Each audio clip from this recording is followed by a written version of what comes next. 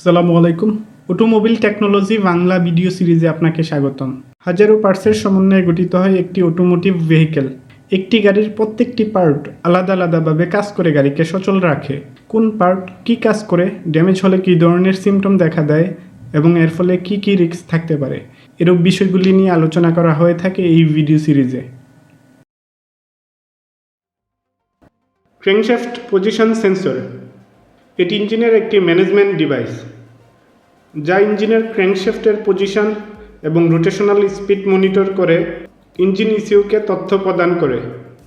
এই তথ্যের উপর ভিত্তি করে ইঞ্জিন ইসিইউ ইঞ্জিনের ignition timing, bulb timing, injection timing, fuel volume ইত্যাদি অ্যাডজাস্ট করে।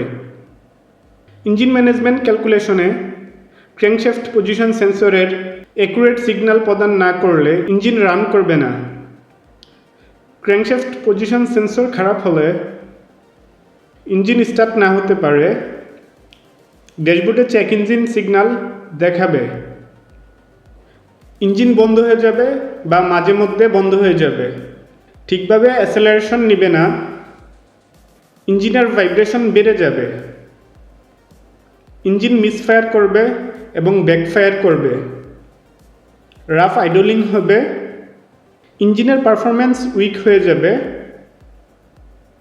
অনেক ক্ষেত্রে খারাপ ক্র্যাঙ্কশ্যাফট পজিশন সেন্সরের জন্য ইঞ্জিন ওভারহিট হতে পারে।